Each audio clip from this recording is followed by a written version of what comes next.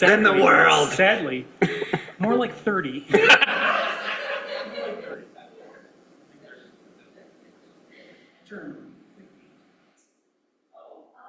So any meme that's like, send this to my wife.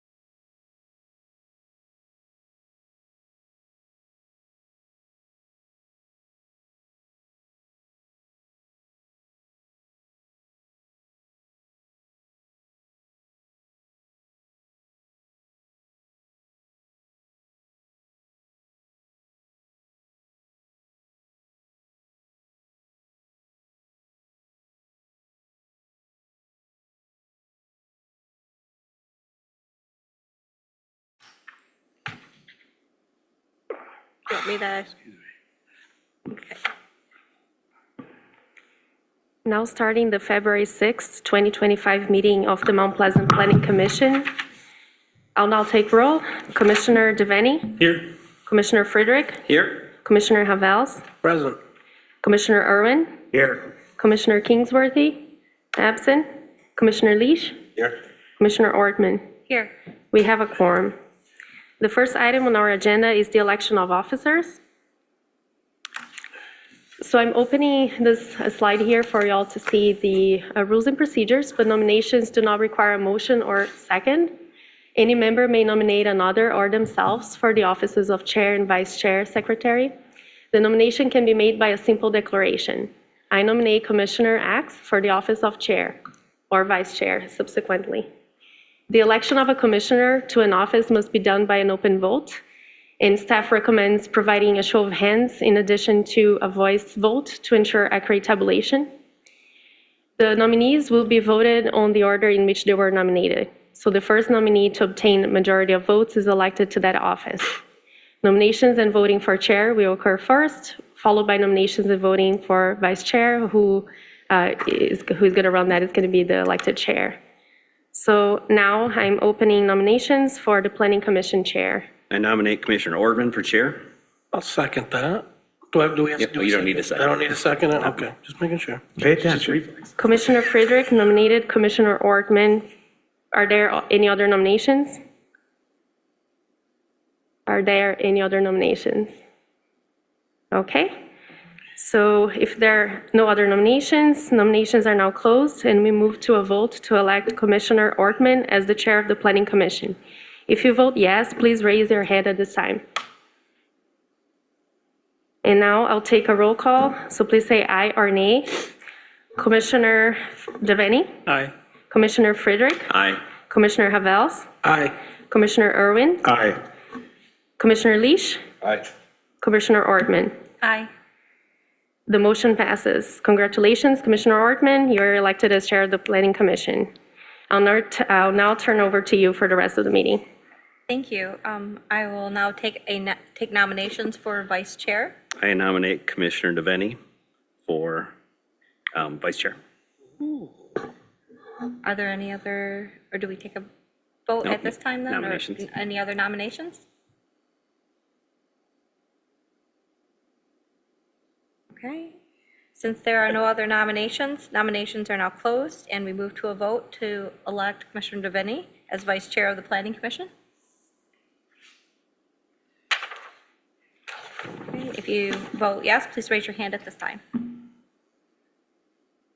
All right, I'll take a roll call. Commissioner Devaney, Aye.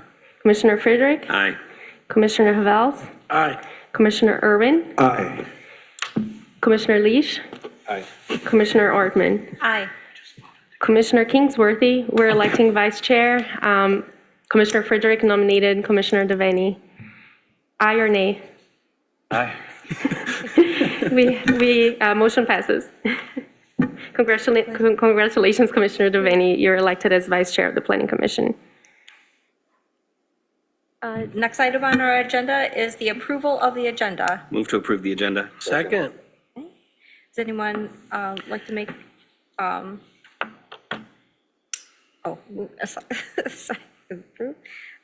Next item on our agenda is the approval of the Take a minutes. vote. Oh, we have to take a vote. Okay. All in favor? Aye. Any nays? Okay, motion passes. The next item on our agenda is the approval of the minutes from the January 2nd, 2025 Planning Commission meeting. Move to approve. Second. All those in favor? Aye. All those opposed? Motion passes. The next item on our agenda is the Zoning Board of Appeals report. Mr. Havels? We didn't, no, yeah, we did not meet. Sorry, it was a long time ago. All right, thank you. The next item on our agenda is is communications. Ms. Povedecchio, did we receive any communications? Yes, we did. So all communications received are on the dais. They are all in opposition to the special use permit that you're hearing tonight, SUP 25-01. So we did put the same communications that was received for the December meeting when this case was heard the first time. In addition to that, December 16th, and then in addition to that, we received two other in January 16th and on 20th. So from the same resident and another resident that you can see here on the slide, I'm just going to read. So it's Martha Smith, resident of 1001 East Gaylord Street, who sent the first email and then a second email. And then we have Patrick Heitman, resident of 911 Elizabeth Court. And we also received a fourth communications just tonight before the meeting from David Farley at 902 Elizabeth Court in opposition as well. And you can read the email on the dais. And that's basically it. Okay, thank you.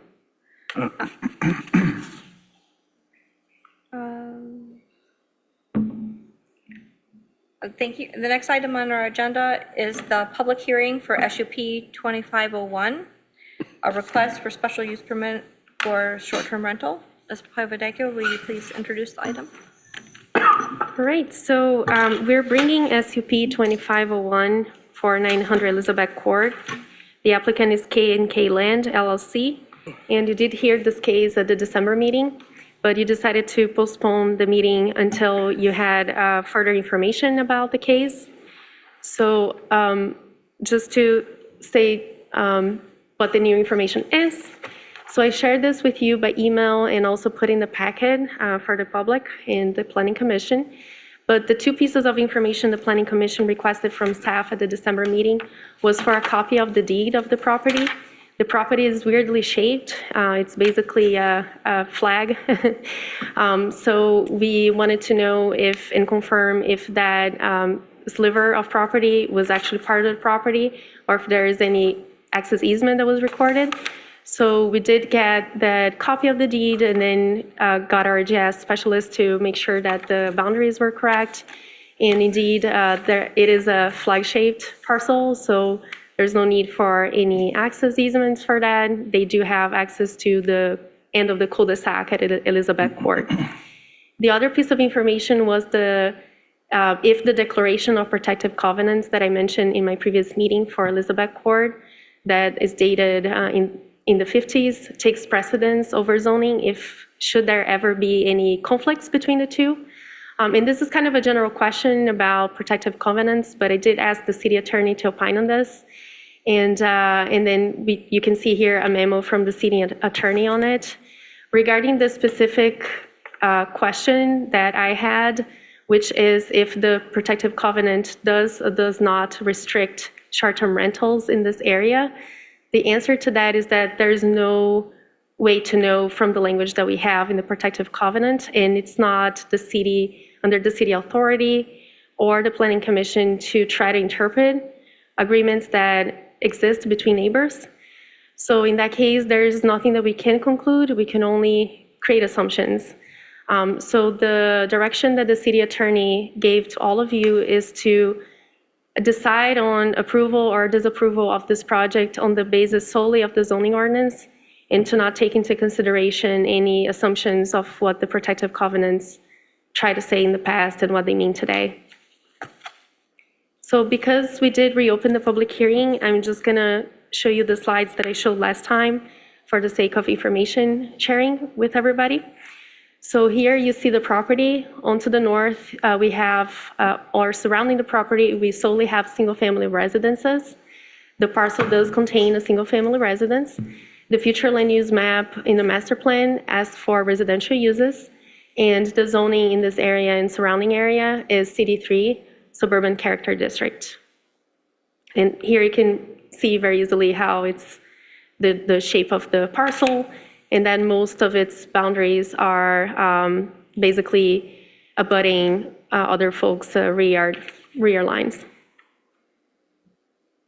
This is an image of the entrance to the property. To spot where the car will go, there is the land use sign that I posted on the premises. So immediately right to that is where you would access the property.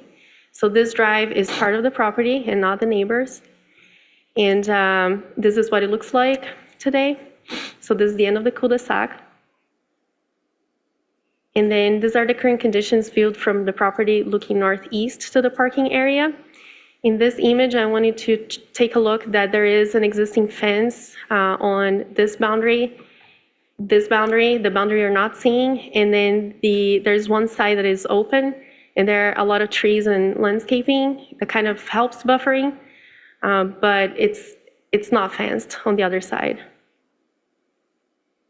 These are the current conditions viewed from the property looking south, and again, just pointing the other fence that you cannot see on the other picture.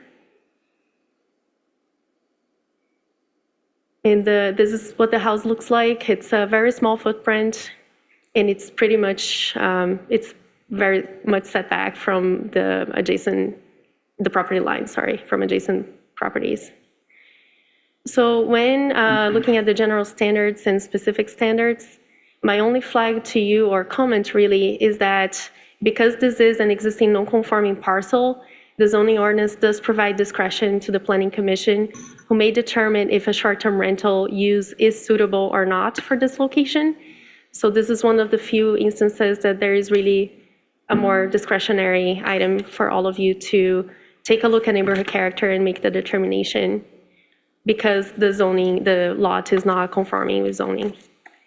But in my reading of the premises, especially after I did my site visit, is that the house is very small. It's likely not going to attract a lot of heads, right, in a short-term rental situation. The rental license that is approved for long-term rental as well as short-term rental with the fire department is going to be limiting to no more than 2 unrelated persons or a family into that premises. So it is basically a single-family house, and it's going to continue to be a single-family house after the short-term rental, and if it's approved. And then I also just wanted to mention that there's no outside gathering space, and there's no enclosed garage space, but there is a gravel area that serves for space for 2 cars to park on the premises. And here just putting a screenshot of the different communications that we received in opposition, with the addition of a 4th one that came in today.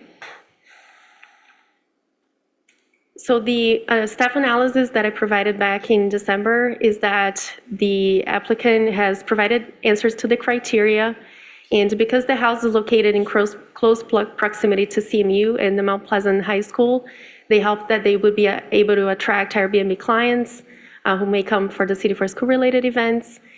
Its proximity to Mission Street will help support businesses on that important corridor. And while the house is located in the end of the cul-de-sac, it's a weird shaped lot.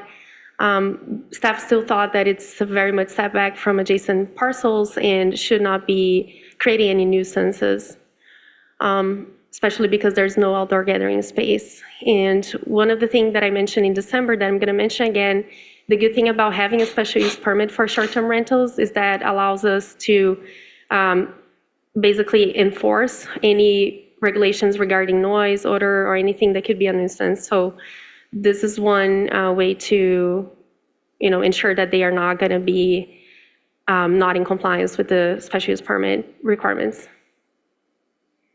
So staff's recommendation is to approve SUP-25-1 subject to the following conditions. The applicant shall ensure that the gravel on the existing parking area is compact, smooth, and provides for a stable surface. And 2, the applicant shall comply with the requirements of Public Works. That concludes my presentation. Thank you. Do any members of the Planning Commission have any questions for Ms. Papavidenko? I have one. I think I remember you telling us this last time, but I just want to ask again. Is this currently a long-term rental? This is, yeah, it's Okay. already licensed. All right, thank you. I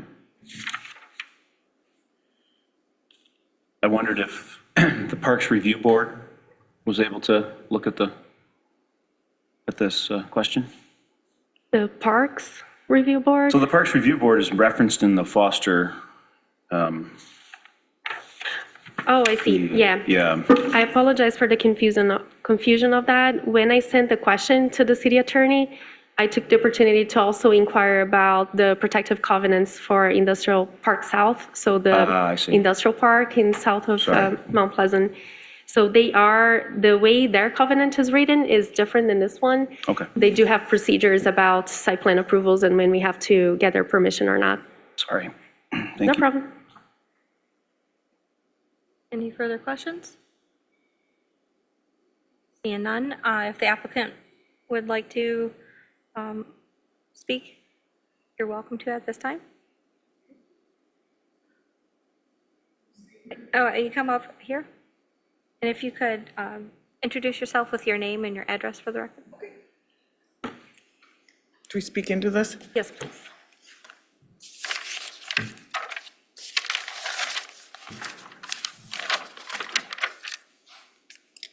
Hello.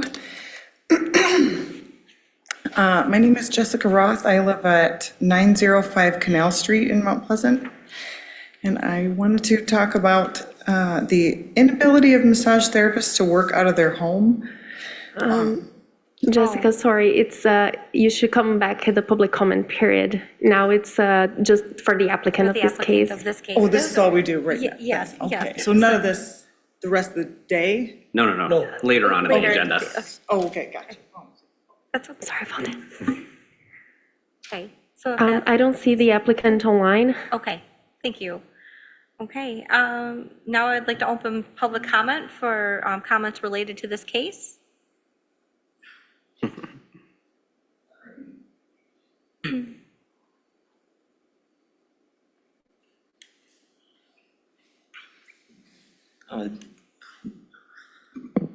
Hello, my name is Patrick Heitman, and I live at 911 Elizabeth Court.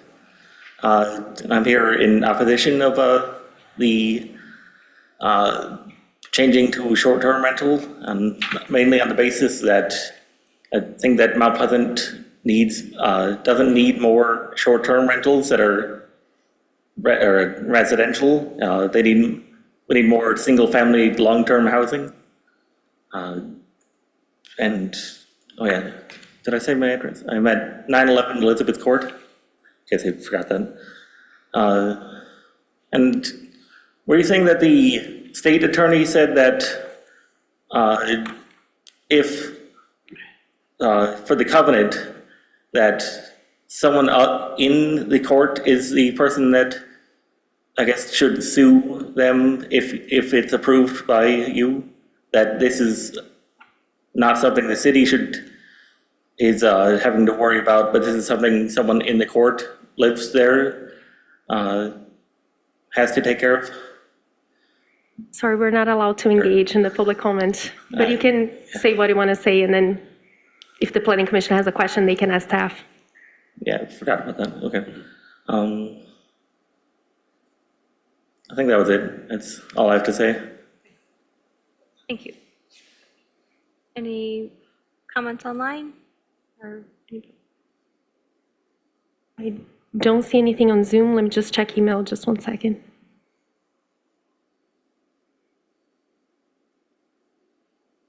There are no emails. Okay, we'll close public comment and open discussion. Just to clarify for Mr. Heitman's question, right?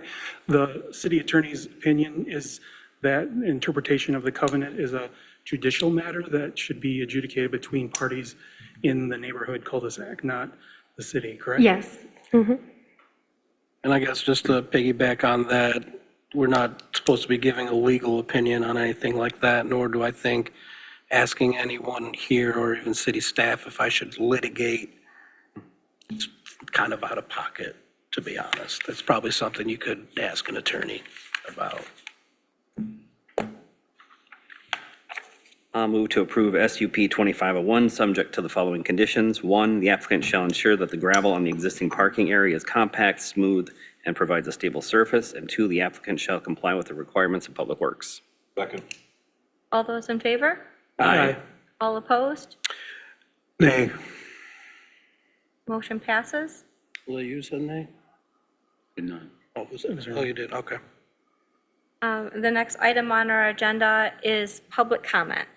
So, members of the public, you're welcome to come up, yes. And so, you're welcome, and again, if you could say your name and your address, and that, and then we limit to 5 minutes. Okay, I'll be quick. My name's Jessica Roth. I live at 905 Canal Street. And I just wanted to talk about the inability of massage therapists to work out of their home. Currently, licensed massage therapists are not permitted in Isabella County to see clients in their home due to a zoning ordinance that prevents massage parlors from operating out of a residence. And many cities in Michigan do allow it as a home occupation, including Traverse City and Lansing and Midland. And some reasons it would be beneficial is that it would create more revenue for therapists and in turn the community, easier parking for customers, and a quieter environment for the clients due to some office buildings being noisy. Also, I want to point out that it's permitted to go into a stranger's home to do massage, which causes wear and tear on your equipment, like your massage table, and also is potentially dangerous with animals and people and whatnot. Also, the number of cars per massage client would probably just be one in the residence, whereas another permitted home business is a workout class, which allows for 6 cars to be parked at a person's residence. So, yes, thank you. Thank you. Okay, are there any public online? There's no one online. Okay. So next item on our agenda is new business. And recommend a planning commission representative to the zoning board of appeals. I would recommend Commissioner Havalis again. Oh, wow, thank you. I'll accept your nomination. I'd recommend that too. Second the nomination. Any additional nominations? Seeing none, we'll vote for Commissioner Avalos, yeah. Havelis to be the planning commission representative to the zoning board of appeals. Please raise your hand. Ms. Pavidika, will you do a roll call vote? Commissioner Devaney, Aye. Commissioner Friedrich, Aye. Commissioner Havels, Aye. Commissioner Irwin, Aye. Commissioner Kingsworthy, Aye. Commissioner Leash, Aye. Commissioner Ortman. Aye. Commissioner Havelis, you've been voted to the planning commission representative to the zoning board of appeals. Thank you, thank you.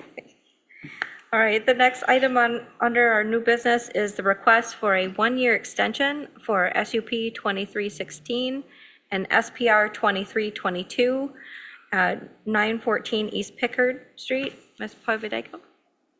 All right, so you probably recall that at your January meeting last year, so a year ago, the Planning Commission had approved SUP 2316 and SPR 2322 for an adult use marijuana retail establishment located at 914 East Pickard. There was a subsequent revision that the Planning Commission approved for the site plan at the end of the year, at November 7, 2024, which was to include an enclosure of the existing drive-through canopy, and then a side flow modification to make sure that that would work out with the space that they had.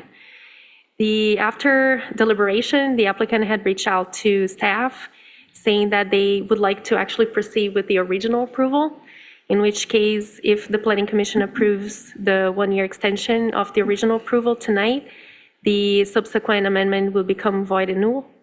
So my requested action for you all is to consider granting a one-year extension of SUP-23-16 and SPR-23-22.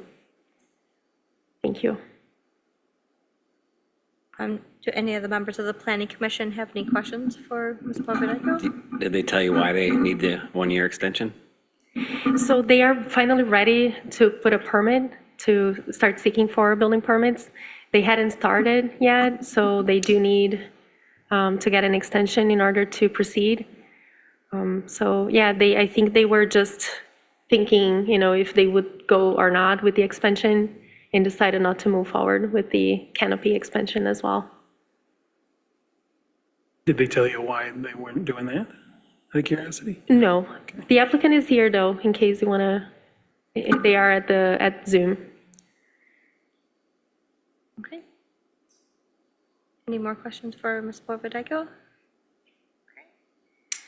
Thank you. We'll open up discussion.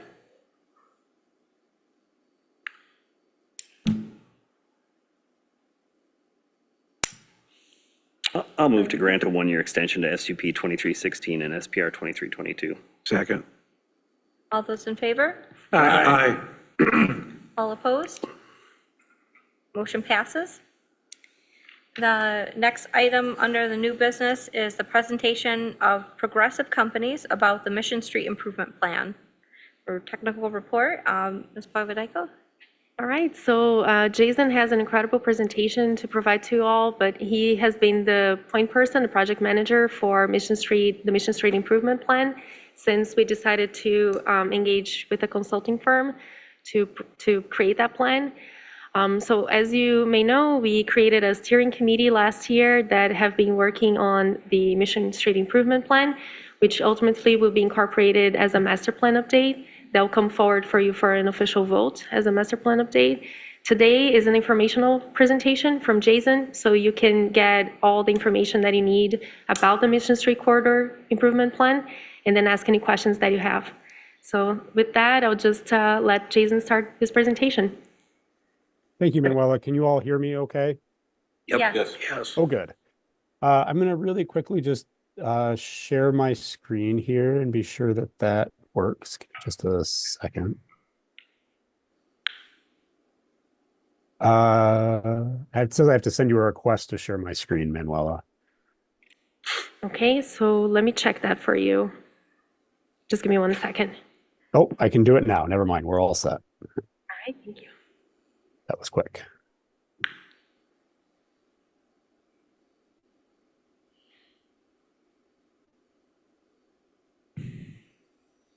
Okay, we started on this project. We actually interviewed for this work almost exactly a year ago.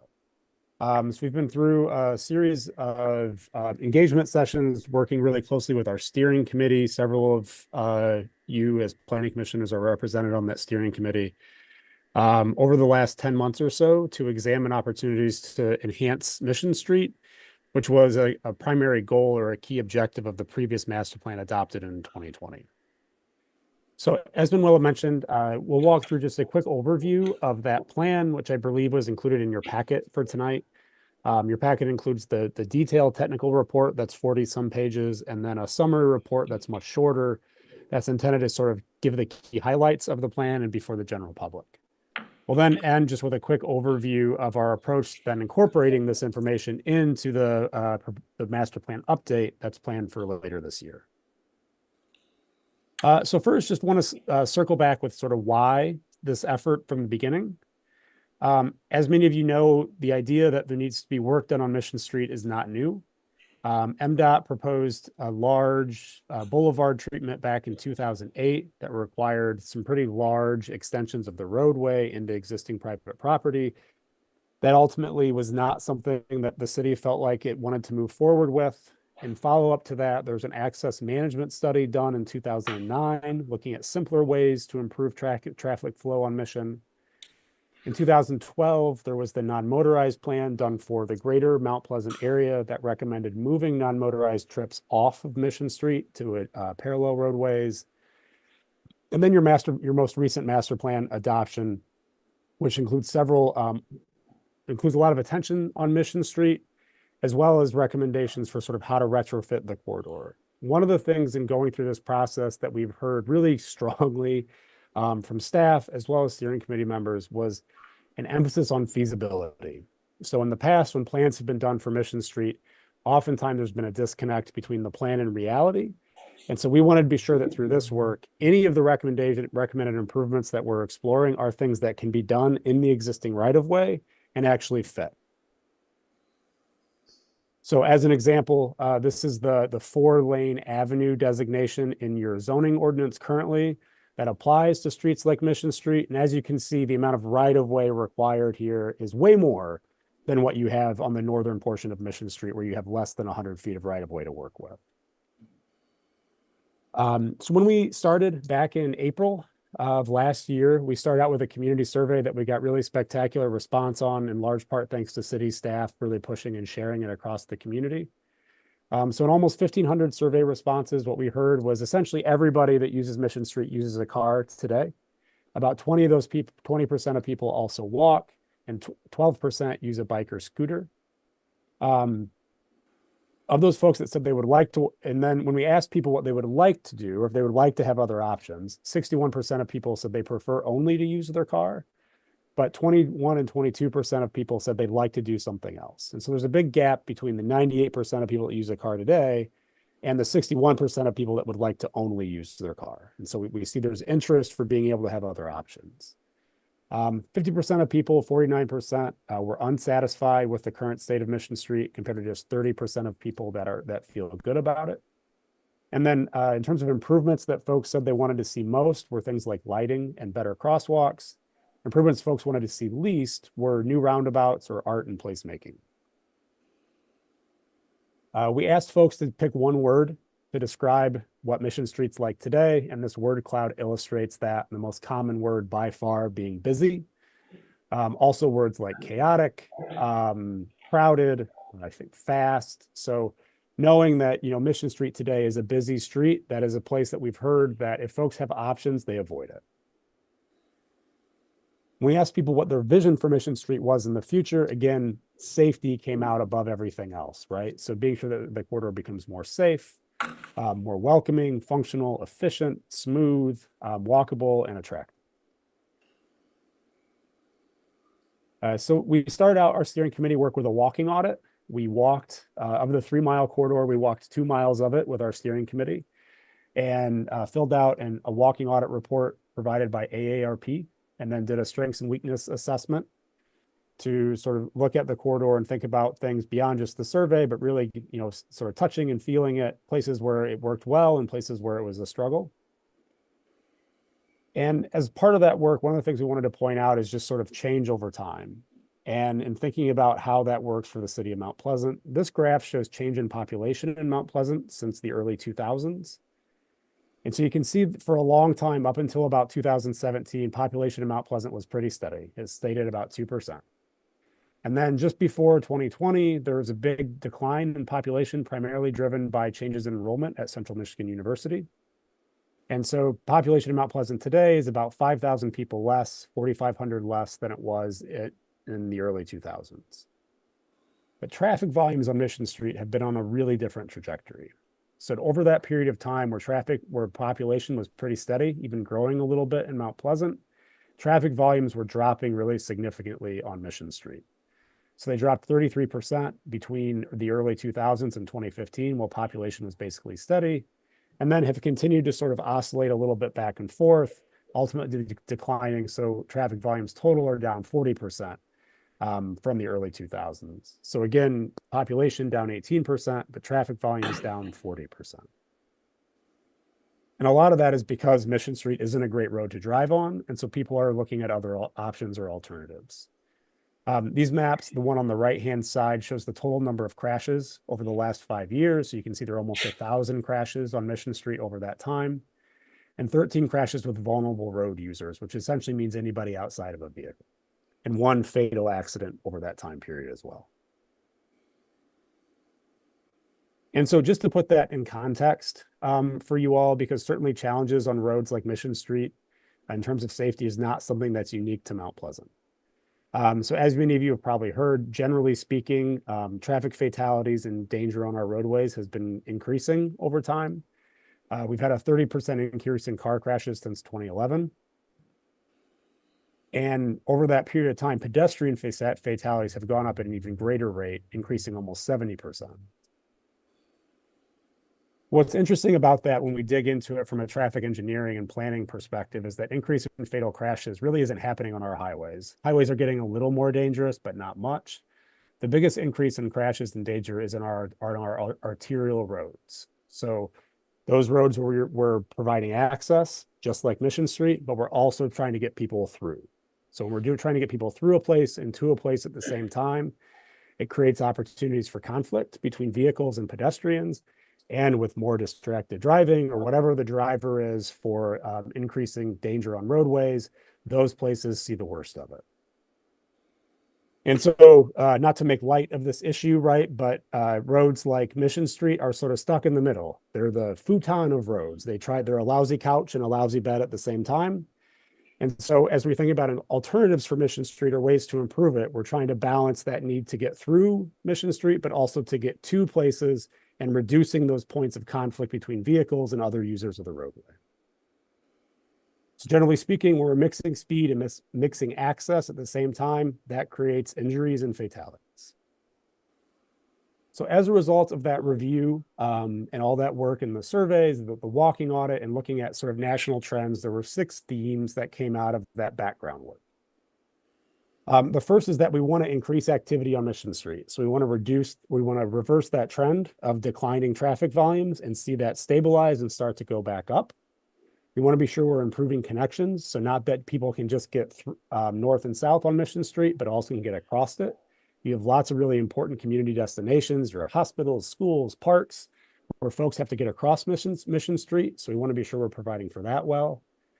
Number 3 is sort of a given, but it's super important. It's been primary to our work from the jump, and that is Mission Street's owned by MDOT. That's not going to change most likely anytime soon. And so throughout this process, we've confirmed that any of our improvements are indeed feasible and that MDOT's supportive of them and can see a pathway forward for moving through those. It's not just going to be a non-starter for MDOT.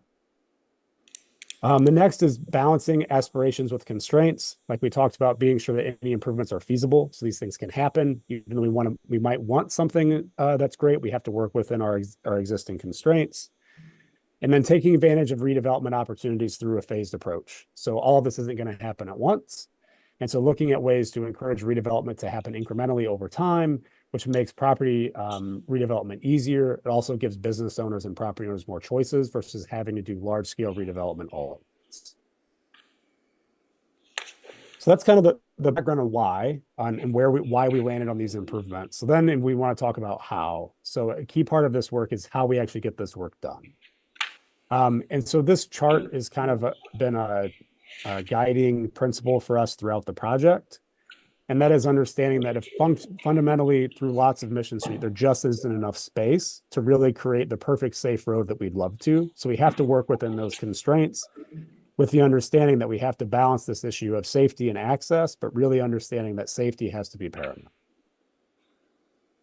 So the first key priority in terms of implementation is to prioritize redesign locations. It's highly unlikely that all 3 miles of Mission Street gets redone at once. And so looking at places where there's the most need and most opportunity for redesign to have the most impact first, and then applying those changes over time. So the space, the intersection of Broomfield and Mission Street's the most dangerous intersection by far. And that space between Broomfield and Preston is the area that also has the most crashes. So if we're thinking about places to start, that would be our recommendation as a place to start making improvements and then applying those throughout the corridor gradually over time. The next is to be sure that we're evaluating the potential impacts on users and businesses around the corridor of those improvements early, and being sure we're communicating that clearly and working with those property owners and folks that are impacted so they aren't surprised, and we're ensuring that they continue to have the access they need to run their business and continue to be successful. And that includes looking at opportunities to sort of see and feel and test out improvements. What's shown in this picture is a temporary median installation. Jack, the district manager for MDOT, tells us that he has a warehouse full of these temporary median installations. They've used many of them in Clare. And they're a great way to sort of test out, if we were to install a median here, how does it function? Does it really help? Without spending a lot of money on curb that's incredibly expensive to remove later. Being sure we're aligning scheduling and resources with MDOT. MDOT has a planned maintenance project in 2026 and 2027. And so looking at opportunities to share resources, pursue funds together. So as that maintenance project is happening, if some of these improvements can happen at the same time, we can realize some economies of scale and get some other things done while MDOT's also resurfacing the road. The next is to set annual goals. This happens today. The city and MDOT meet together quarterly, but taking this plan identifying the key priorities to be implemented first, and then setting those goals and including those within the city's capital improvement program annually and working toward that change over time. Again, because it's unlikely that the city or MDOT will be able to secure a large grant to redo the whole 3 miles all at once. The fifth priority in terms of implementation is be sure we're maintaining commercial vehicle access. This graphic on the screen shows the difference in terms of access to Gordon Food Service if there was a median in the middle of Mission Street that restricted a left turn. So if you're coming from the south and you're a delivery truck to Gordon Food Service, this would be your option to get there. We looked at this same issue throughout the corridor for key businesses just to ensure if there was a median installed where you had limited options for left turns, can your delivery truck still get to all of those businesses? And the answer is yes. There are many options for Isabella Road to continue to use streets that are already designated as a truck route for the city and be able to access businesses with minimal delay, even if you couldn't make that left if you're coming south. Obviously, if the delivery truck is coming from the north, it can make a right turn and there's no change there. And then the sixth implementation priority is to be sure we're maintaining emergency vehicle access. So today, because Mount Pleasant has one fire station, trucks many times will have to make a left into a business. And sometimes because Mission Street's so narrow, we can't give them there's not enough space to make a left in a U-turn area or a left-hand turn through a median. And so the simple solution to that is to allow the medians to be mountable or driven over, which is what's shown in this slide, at those key locations. And so as this work gets implemented, so for example, if the first place to happen is the area between Broomfield and Preston, it'd be looking at that design with MDOT and determining where are those places that for emergency vehicle access purposes, we need to have a median that can be driven over. And so the fire truck can access those places if needed by making a left. So before I get into the actual recommended improvements to Mission Street, do you all have any questions on the background or those implementation strategies? I just have a quick question. Preston Street, is that going to be a state responsibility or a city responsibility? Because I drive that street every day and it is not in the kind of shape to handle tractor trailers. In terms of giving other options for truck deliveries? Yes. Yeah, so Preston's a city street, and again, so it would be the responsibility of the city to maintain it. I think that in terms of the change there for delivery traffic, our expectation there, and again, we can't tell you because we haven't done detailed traffic modeling yet. That would be part of any design by MDOT. Our expectation is that increase in truck traffic, because we're only talking about trucks coming from one direction, and to not a ton of businesses, just a few that don't have shared access, wouldn't be all that significant. Okay. I had a question as well. So those medians that you can drive over, Yeah. do you have any idea what percentage of that Mission Street would need to have that kind of thing for emergency vehicles? Yeah, great question. And so this is one of the kind of, I'll say, challenges about this project, right? Is our scope was to look at potential improvements that solve these challenges. It was not to do detailed design and engineering. Oh, okay. So that key next step is if we're picking those spaces on Mission Street to start with, it's getting into the design engineering, deciding like, where does that fire truck really need to make a left? Mhm. Because particularly on Southern Mission Street, you have lots of spaces with cross access where there might only be one left, and then you can drive 100 yards through a parking lot to get to that next business without any issue. Okay. It gets trickier on the northern part of Mission, but we have so many cross streets there that it feels like there's probably not a ton of spaces where that would have to happen. The other alternative is that the entire median could just be mountable like that if needed, and it would just be consistent throughout. Okay. Thank you. If I could, I'm curious about the Preston Street issue again, not the same question. It's the idea of mapping for truck drivers. I mean, is that part of, do we expect that that's part of the mapping experience for them, that they would see that a median is blocking their left turn access? And so it would suggest an alternate route. I assume it is, but I'm just curious if that's part of the Yeah, part so of that, the expectation? yeah, so that really gets at this implementation strategy is just being Okay. sure to really clearly communicate with business owners and folks that are impacted what's planned and being sure that we understand the impact for them. So, all businesses aren't created equal in terms of what they need for delivery trucks and what they're even likely to handle, right? So not every business is taking a full size semi truck in for deliveries every day. Sure. And a lot of them just don't have the space to handle that anyway. And so trying to understand, where are those places where that has to happen and how are we sure to accommodate that, right? There are lots of examples of highways with medians in them that work really well with delivery trucks. It's just a matter of being sure that everybody's kind of on the same page. Right, so part of the idea would be that the businesses would communicate ahead of time, this is your best route type of thing. This is your best entry or entry point, access points. Yep, and that's actually, if you look at the plan, it's a little further ahead, but in the final version, there are a couple of sentences that got put in bold. And our feedback from our steering committee was, we're supportive of this. We like all the ideas, but we want to be really clear that exactly where medians go and how they function is yet to be determined because that's something that has to happen in final design with MDOT. And we want to be sure that business owners and other folks have a seat at that table. Thank you. Absolutely. So some of the key improvements we recommended. So many of you, I think, attended or were part of some open houses that we held last September. We were at the farmers market at Central Michigan, and they're in the room where you all are to get feedback on different improvement options. And so we asked people to give their feedback on these different options, green, dark green being, I love this option, dark red being, I really don't love this option. And you can see in terms of sort of broad kinds of improvements that we knew were appropriate, what folks' feedback was. Generally, doing more cross access, meaning shared access between businesses, adding more pedestrian facilities, doing landscaping, were all pretty well supported. When we started to think about those center medians, that's where we got a little controversy and folks were unsure. In follow-up to that open house, we also distributed an online survey that allowed people to give the same feedback.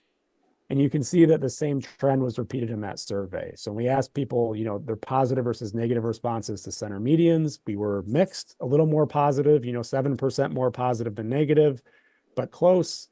Landscaping in those medians, and landscaping was, again, a little closer, but still generally positive. And then again, new pedestrian facilities, cross access between businesses, generally lots of support. And so we wanted to follow up and just talk about why medians. It's not that we're proposing medians because medians have always been proposed, but on a corridor like Mission Street, and if we want to improve safety, knowing that safety is one of our main issues, there are two big things we can do to improve safety. The first is to reduce the number of lanes on the street. And we knew from the start going from 5 lanes to 3 lanes wasn't really a good option for anybody. And so adding center medians is the next best thing we can do in terms of improving safety options. So doing medians and on roadways like Mission Street has been shown to have a pretty significant impact on the number of crashes. And so this is the median in East Lansing. Many of you are probably familiar with this. Different context, but similar state roadway, obviously university town. This median has been in place, I don't know, for as far as I can tell, forever. If anybody knows when this median was installed, I'd love to hear about it. I wasn't sure. I talked to somebody at the city of East Lansing and they weren't even sure. As far as anybody knows, it's been there for a really long time. But we do have examples of places where this is working, and thinking through these state highway corridors and being more creative around access is something that MDOT's becoming more and more open to every year. And so this is that language I mentioned that was added to the plan based on our final steering committee meeting and the condition they added to approval of the plan. Just being sure the precise implementation of medians and the location needs to be finalized with that design with MDOT, and that the plans shown in the document that you have are not final at this time. Again, we're just showing that this is possible. It can be implemented, but where those turns are and exactly how those medians are implemented is still sort of up for final design and review. And so generally speaking, we're talking about adding medians. This is the change to the cross section. So this is the example of the narrow portion of Mission Street, Corporate Drive on the north to Preston Street to the south. So we're working at between 78 and 90 feet curb to of right of way here. And so you can see the location of the curbs doesn't really change with this median installation, right? What we're proposing is adding a median with low landscaping in the middle, and then adding street trees and additional buffers to the sidewalks where we can to improve the pedestrian experience and also to sort of smooth traffic, because with that median, now you have limited places you can turn left versus being able to turn left everywhere. And so there are fewer places for conflicts between cars and pedestrians. And this is the implementation then in the area where you have more right of way, the southern part of Mission Street. Again, same median width. We're not looking for really huge medians here, really just something that restricts those left turns. And then here we have more space to add landscaping, as well as what we're looking at as a shared use path on one side of Mission Street there to connect in with the bikeway that we're suggesting to go up Kinney Road parallel to Mission Street on the north.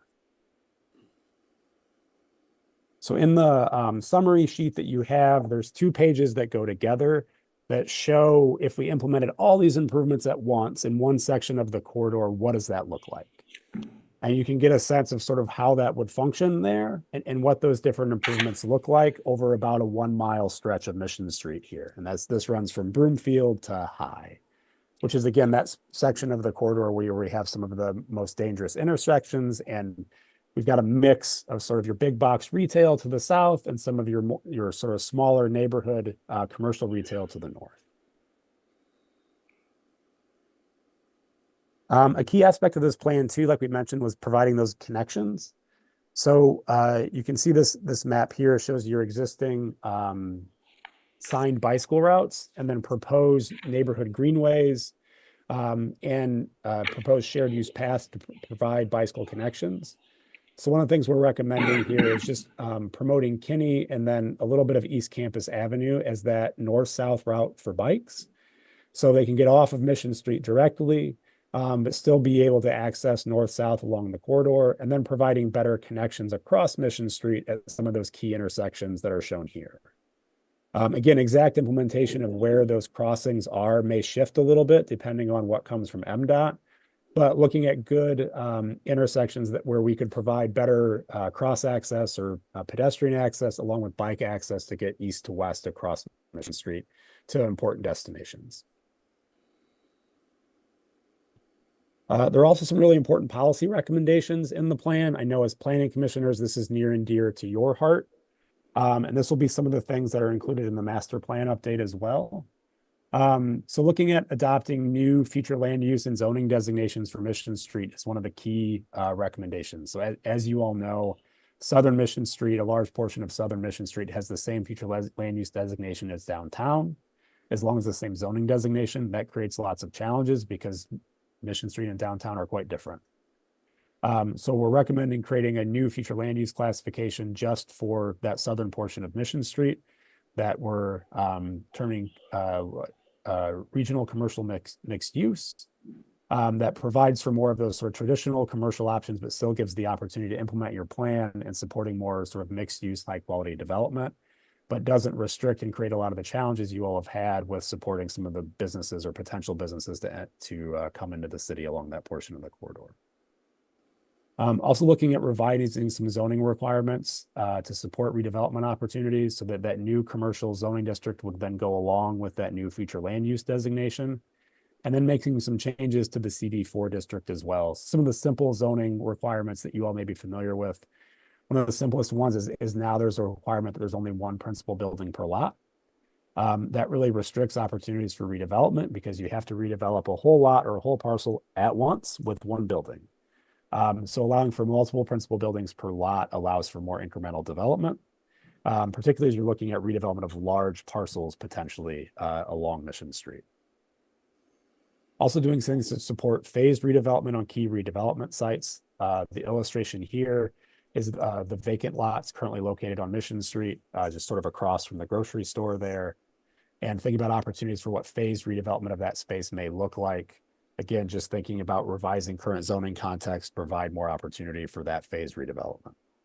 And then lastly, in working with the DDA, looking at opportunities to expand some of the existing incentive programs you have to encourage the kind of development you want along Mission Street. For example, in looking at potentially reducing the match requirement for the driveway closure program the DDA has, as well as facade grants. Maybe also looking at utilizing DDA funds to encourage pedestrian improvements and sort of public space improvements that make Mission Street more pedestrian friendly. So with that, I'm happy to answer any more questions you all have about the actual improvements, and we can talk through any other things you'd like to discuss.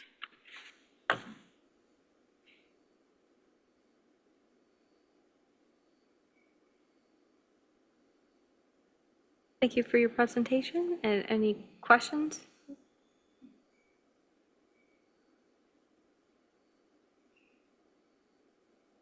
Okay. So I guess hearing none, just the last thing is that the next step is to take this planning effort that was done and incorporate it into the master plan as a master plan update. And so we've been working with Manuela and the team there to make kind of targeted updates to the master plan that we'll be bringing back to you in April for your review and consideration. So this just gives kind of a general summary of what those plan updates are. We will provide you with a detailed list of here are the sections of the plan that were updated or changed as part of this update. So generally speaking, and we've spoke to most of these things already. In book 1, adding that mixed use regional corridor future land use classification, and then updating the zoning plan and future land use map. In book 2, updating those thoroughfare descriptions, the images we used, adding the future transportation map, and then editing some text. In book 3, for focused redevelopment, we'll be replacing the Mission Street section that's there today with the summary plan, with elements of the summary plan document you have in front of you, just sort of reformatted to fit in the master plan. The Parks and Recreation Department has done an update of the Parks and Public Spaces section so that they can keep their 5-year Parks and Recreation plan up to date. And then lastly, in book 5, we're updating goals and objectives and made some updates to the demographic section. And then Manuela and staff are also making updates in book 3 to reflect changes in downtown and current conditions there for downtown as well that are outside of our scope. But since we're opening up the plan, we wanted to be sure that update was made at the same time. So just in terms of next steps, we'll be finalizing the draft with staff. We'll provide that back to you all for review in April, and then we can walk through the master plan update and adoption process as you all feel comfortable.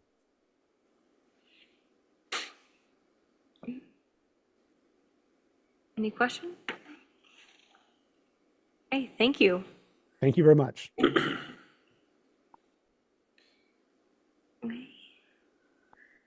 Next item under new business is the rezoning of Joint Commission work session proposal. All right, I do have a slide, but it's you also have the memo in the packet.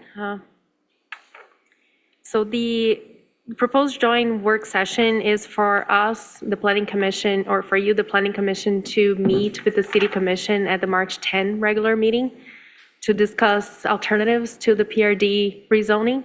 So the rezoning of 5 parcels located southwest of Crawford Broomfield from planned residential development to hardline zoning districts. The idea about proposing this is I believe the Planning and City Commissions met at a joint session last, I think it was in 2021. It's been a while, and it is something that the Michigan Economic Corporation through the RSC program encourages. So anytime that there is a particular policy that the city wants to discuss, they encourage that the commissions come together to talk about it and then figure out what could be the alternative to the rezoning that got denied. I will be obviously facilitating that. I'm preparing presentations and more materials to share with all of you. But the idea is that the Planning Commission will come to the March 10th meeting. And then in the end of the meeting, they usually hold work sessions. So this will be a joint work session between all of you and the City Commission. And then I'll make a presentation, ask some key questions, and go for discussion with the goal that I want to know what are the items that the City and Planning Commission feel comfortable with, and what are the things that we need to change. So I'm here just to ask if you can, if you would like to approve staff to schedule a joint work session with the city commission at their March 10, 2025 meeting. I mean, I'm all for meeting with them, but I don't know how much they're gonna budge on it. I think they've made their stance on how that property should be divvied up pretty clear, but.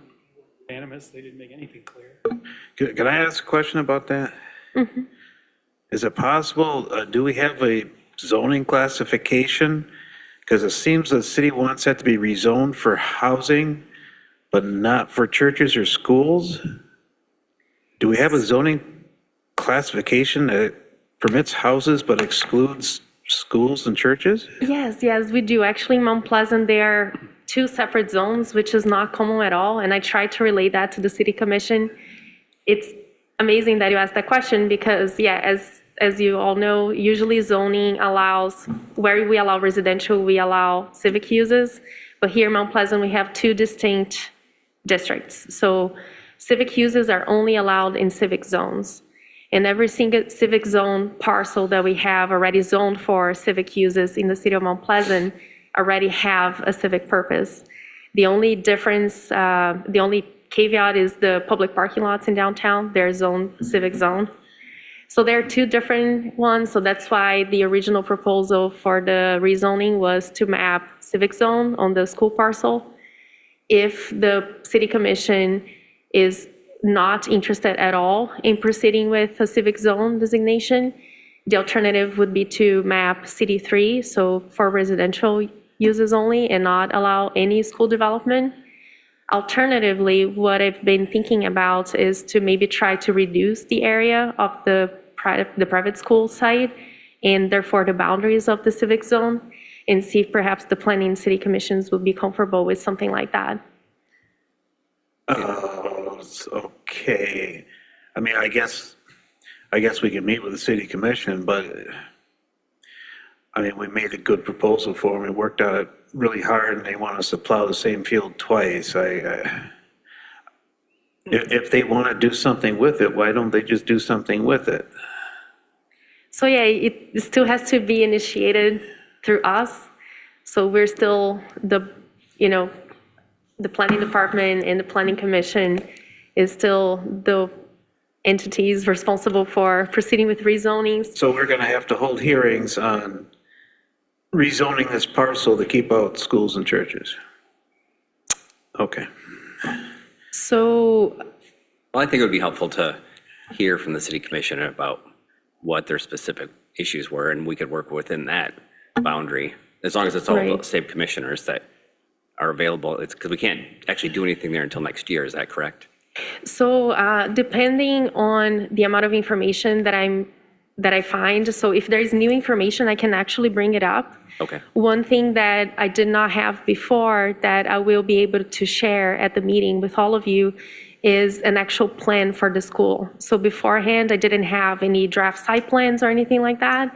But now, with having that new information of a site plan, and we're trying to squeeze their development as much as possible to give more room for residential development, that would be new information that is potentially going to allow us to file within this year, and not have to wait another year to pass. My understanding of the result of that no vote was that they were still interested in dismantling the PRD agreement. So that's why I decided to try to find an alternative that works for everybody as opposed to not proceed the action. If they were not okay with the dissolution of the PRD agreement, I think that would have been a hard no, and only if we had a full different city commission that it would make sense to bring it back. But in this case, they were interested and they would like to see more housing. So mapping hardline zoning, I believe it's easier to attract housing development.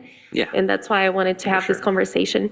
Just in terms of staff resources, it would be helpful for me as a staff member to know exactly what the two commissions are comfortable with, and then pull the resources all over again, right? So at this meeting, I'll try my best to really to make sure that I have an agreement in the room, and that, we discuss indeed what are the crucial issues and find solutions together. That's the the goal. Okay.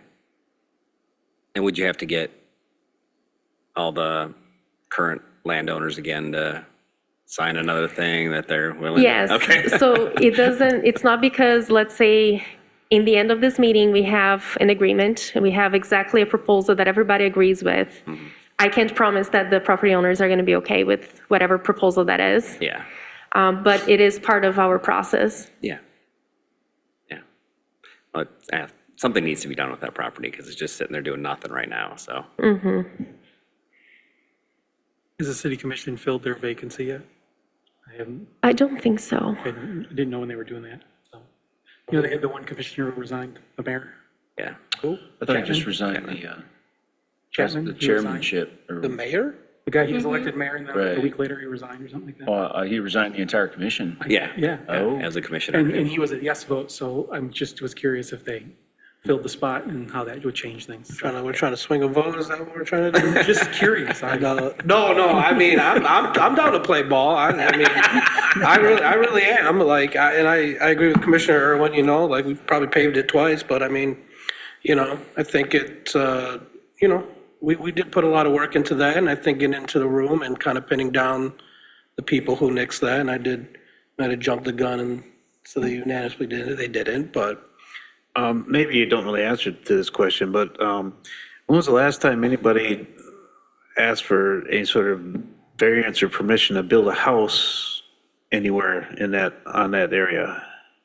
So the last time that I was able to interact with a potential developer on this property was in 2023, right after actually in 2022, when we were about to approve the pilot ordinance for the payment in lieu of taxes for low-income housing tax credits. There was a company that wanted to develop a townhome development precisely in this location in town. And they had a really tight time frame because they were going to need to apply for the state for the tax program to be approved. It's a competitive program. The PRD process is much longer than if we had hardline zoning. So that was one of the barriers that they had. Due to that and due to also the QAP, which is the qualification kind of list for projects to apply for state funding, they didn't think they were going to be competitive, nor were going to be able to finish the project on time. That was the last time, or the only one time that I had a housing development being proposed in this location. Okay, but as the PRD stands now, can't houses be built there? Yes, the homes would be, whoever proposes any development in there, they'll have to comply precisely with what was approved in 2000 and match the PRD agreement, which basically, when looking at this map, the university parcel is supposed to just be kept open space or a golf course. The CZ, the area where the school wants to come in, is supposed to be a condominium development. And then everything else is supposed to be a mix of different housing typologies, which include single-family duplexes, townhomes, or multiple family dwellings. No student dwellings, or we call them student dwellings, but what we mean is no more than 3 unrelated occupants per unit. And that's not going to change with or without the rezoning application. Okay, but in that West Point Village, I mean, that thing could double in size, right? But nobody's interested in doing that? Do more of those? Yeah. Yes. They are interested in finalizing that row of buildings that are in the middle. That's right there. So we have 3 large multiple family buildings. The owners of that land would like to do another 5 over time in kind of the nearer term. They didn't promise that they would be breaking grounds next year like the school did, but they would like to fill up that role just because they already have put underground infrastructure for the whole role. And that's why we have specific language in the dissolution agreement that would grandfather their development because they already had the site plan approved a while ago. Okay, what are they waiting on? Right now, they, I guess, They're not waiting on anything. They just want to make sure that they can build it if the rezoning passes. And what if it doesn't pass? Can they build them? They can build it today. Okay. As long as, basically, as long as we don't remove the development rights of that particular road just because there's already underground infrastructure, the parcel, the owners will be interested in approving or allowing us to proceed with the dissolution of the PRD.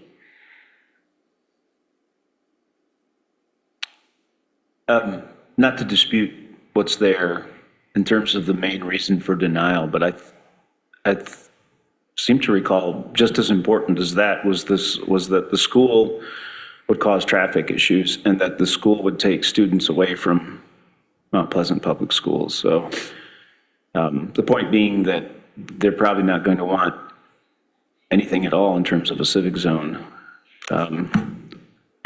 So my understanding is that those were comments provided by the general public, had the public comment. But in terms of statements that the city commissioners made that night, the only one that was stated as a reason for denial was the impact on the tax base. The other concerns were not stated as being the reason for denial. So that's why I put there that the impact or the removal of 31.65 acres from the tax base is a big concern, and there is no coming back from that.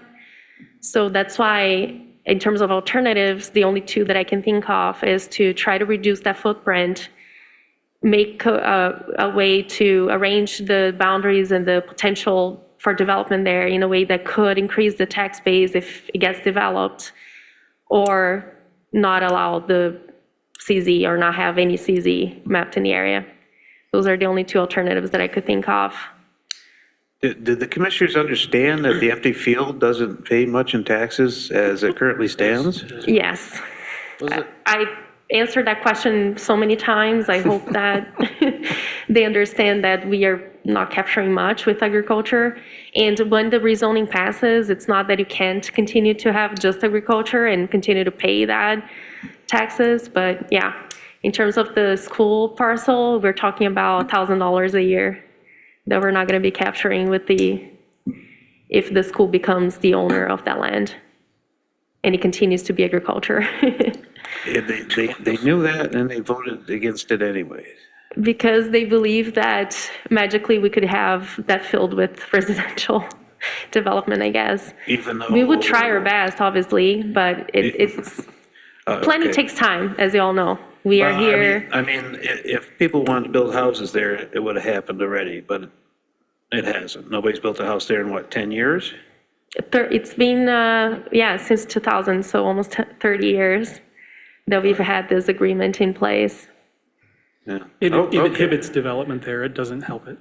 Yeah. That's kind of the point, I think, actually, over the years, if you followed the different times people have tried to build stuff there, like the PRD is there to inhibit growth, it's not there to actually develop things. Right, that's a very good point. Yeah, the history of the city commission in the city of Mount Pleasant voting down site plans that came forward basically disencourages anyone from proposing anything in this land. Once we map hardline zoning, which are all the zoning districts that we have in the zoning book, we are putting all the rules out there. And if Yeah. someone complies with the rules, they can do it, I see what you're right? saying. What does PRD stand for again? Planned residential development. Planned residential development that results in no residential development. Planned residential development only allows residential development. It does allow schools, but the site plan, or it's not a site plan, it's the PRD map, right, for this area that was approved in 2000, did not include a school. But in Yeah. terms of list of uses, it actually allows for schools. You could build a crazy. school there, you could build a school there right now if you wanted to, nobody would be You able to. you would need to amend the PRD agreement and get it approved through the planning and city commission like- to build a school. Sounds Yeah. like a good place for a new graveyard. Just, okay. Yeah, heck, let's meet with the city again. Maybe we make them understand that they can give up that $2,000 a year on tax on that field and maybe get 20 houses built in there.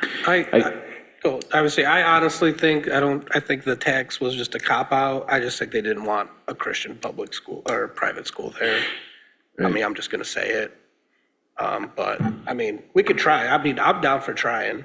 I just think, you know, if you really think your reason was $2,000 in taxes for not developing that property. I think their thought though is if you put 20 houses there, each of those houses are going to generate a much higher tax revenue over Yeah, time. but if you bring a school in and bring people outside of the school who no. come in and. I agree. mean, we're on the I'm same just saying page. We're on the same page. That's the way they were framing that argument. Well, at the current rate of house building there, they'll be growing tomatoes on Mars before they get there. So, Not as much of a joke as we might think.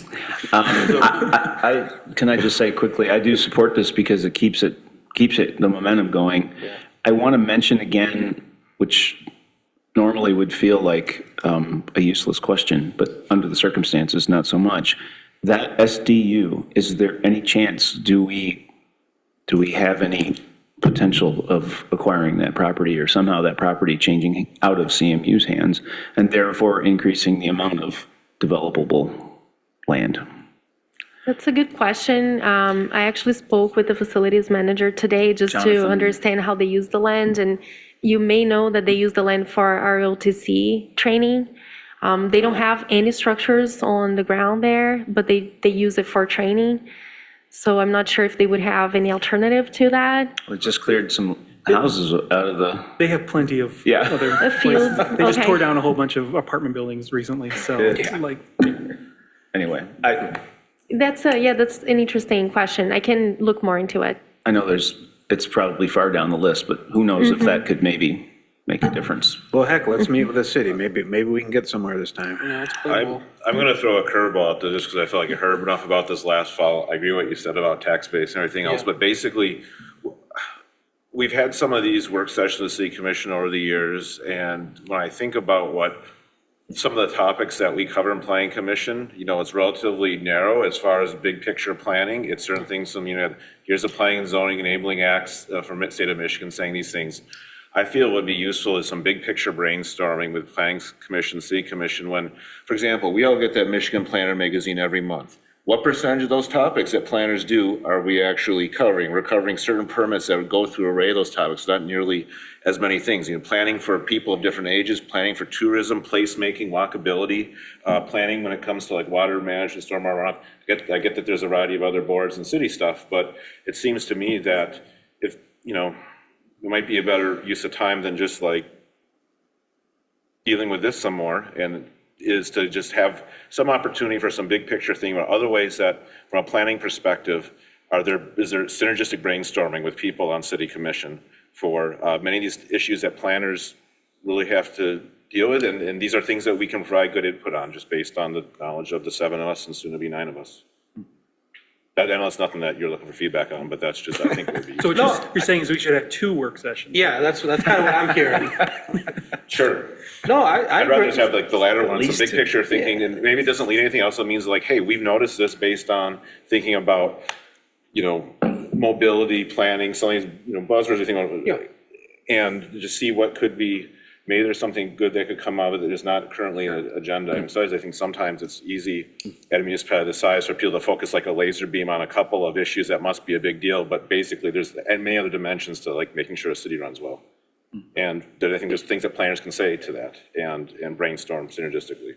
But in taking that kind of brainstorming session, I mean, that really could be applied to this work session. I mean, in a way of bringing the focus of, okay, here's our master plan. These are the areas of need we have for our city, and that we know that, like, collectively, we all agree we have this need for looking to development, and like, what can we collectively come together with maybe looking at this property, like what steps do we need to take to help like make that available for those kind of developments? And Yeah, that- like the affordable housing Right. Yeah. issue, this could be a jumping off point for something like that. Right. Do we need a motion to say we'll meet with them at March 10th? Is that what you said? Was it the Yeah, 15th or yeah. the 10th? It would be helpful to me just to get that confirmation from you. But I think, yeah, if you would like me to cover more topics than this particular site at that same meeting or in a different meeting, I would like to get that direction from you. Should I work on, within the year of 2025, schedule 2 work sessions? Would I go on the March 10th with this site in particular, just to kind of add on to what you're discussing about big themes? I'd be The- fine with 2. I think it's a great idea. I think we can have the one, there's this piece of property, and then another one with just kind of a brainstorming on, like you said, more big picture items. I think that's a. Man, you can stay late a few nights and put that together for us, can't you? I wonder if I'll be able to actually be ready for March 10th, but just to add, the concept that you all understand as the Planning Commission is the idea of complete neighborhoods. So neighborhoods that provide walkable environment, good services. You know, when you look at this piece of property, folks think about suburban development. That's not what those words or those letters, CD4, CD3, it's not what it means. You know that the zoning ordinance is the way it is for those particular districts is trying to build complete neighborhoods, walkable neighborhoods. That I think that's the value that you could add to the discussion. I tried to add that as a staff member, but it was just one person talking about walkable neighborhoods in the city of Mount Pleasant, and that this could be a complete new neighborhood over time. It will take decades. We're not talking about tomorrow, but we're all here deciding for the future. So it touches a little bit on Leish's comment, I guess. Yeah.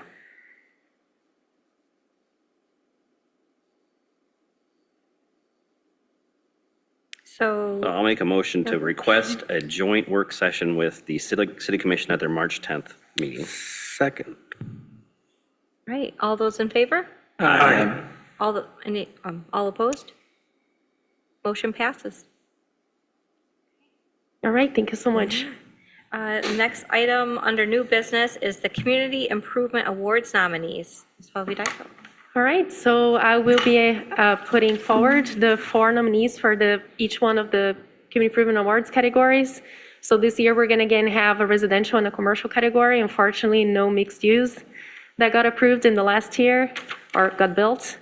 So just to state, for those of you who may have forgotten, but we do have this program since 1979. It's been a long time. I actually have a list of all the winners over time until last year.